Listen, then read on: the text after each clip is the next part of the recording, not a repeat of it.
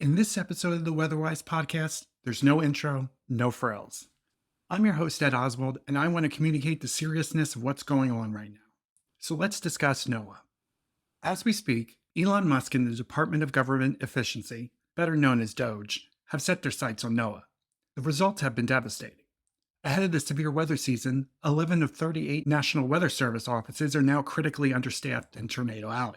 That means that there are not enough employees to staff all services completely. The cuts not only affected new employees at NOAA, but recently promoted seasoned veterans too. In one case, it involved the person responsible for creating the nation's next generation weather models. These moves put lives at risk. What's the reason? That's the question everybody wants an answer for. But one company in particular has waited for this moment to occur. But first, a little background. There's been incredible growth in private sector meteorology over the past 20 years, and there's reason for it. In the early days of the internet, access to weather data was not public nor free and was quite expensive. Corporations successfully lobbied the federal government to ban the direct public dissemination of weather data from federal agencies like NOAA. This was a sweetheart deal for AccuWeather. In just 2 decades, the company had grown from a small group of Penn State grads to one of the largest private weather firms in the world. While most of us see and hear their weather forecasts on TV and radio every day, it was and still is a major provider of weather data to meteorologists. The free-for-all nature of the internet threatened AccuWeather's bottom line as it sold online access to satellites, radar, and model data for about $20 to $40 per month. Now, that seems normal, but this is in 1990s dollars. That would cost about $30 to $60 per month today. To say AccuWeather made bank on this arrangement was an understatement.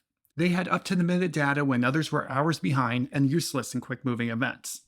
I know I spent a good portion of my paychecks in high school and college on the service called AccuWeather Professional. AccuWeather had thousands of subscribers, including academia, weather enthusiasts, and the few independent private sector meteorologists there were at that time. In every way, it monopolized weather data. The weather community fought back, pointing out that AccuWeather had no right to dictate the release of public data funded by the American taxpayer. The private sector owes its very existence to this change in policy. AccuWeather founders were pissed off about it. I wrote about this exact topic 20 years ago, which I've left a link in the show description. Joel and Barry Myers, AccuWeather's founders, have been trying to defund the National Weather Service for years. AccuWeather's intense lobbying was even why Republicans couldn't support Barry Myers' appointment in the first Trump administration to head NOAA because he wanted to privatize the National Weather Service. He wasn't coy about it. But I don't want to make this sound like AccuWeather alone is behind this. They're just the biggest player. There are others with advanced degrees in meteorology peddling similar nonsense.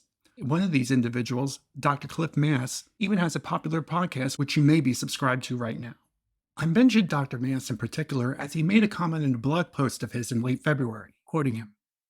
National Weather Service forecasts produced by local offices are generally less skillful than the Weather Channel, Apple, and leading private sector firms. I paused to give you some time to take that in. Yes, he really said that. Not only is it laughably false, but it also fails to mention that the Weather Service is forced to do this because it might take something away from what they call private weather firms. Just look at the storm onset graphics used by some Weather Service offices, and you'll see what I mean. They look like a 5-year-old splattered neon paint on a map and are impossible to read. But that's not the National Weather Service's fault. It's the lobbyists. Hobble scientists and are going to give you hobbled results. There is ample evidence that understaffed offices had led to Americans dying because of a lack of warnings. But to put Apple forecasts as more skillful than National Weather Service office is probably one of the most ridiculous statements I've ever heard in a long time, and whether people say some crazy things.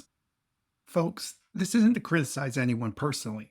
However, making false statements as a scientist is doubly bad.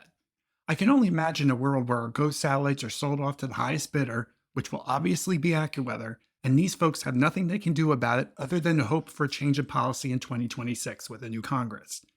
Our radar system is perilously close to the end of its lifespan.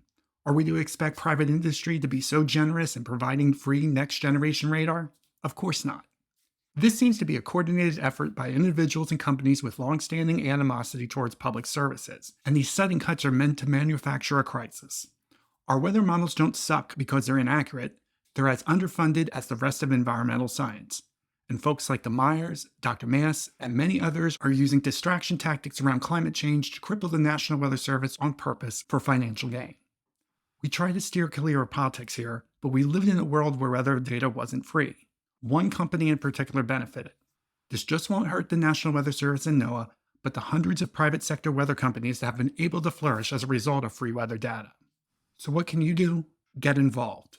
For more, please visit our website at theweatherstationexperts.com/support-the-NWS. We have that link in the description. We cannot go down this path again.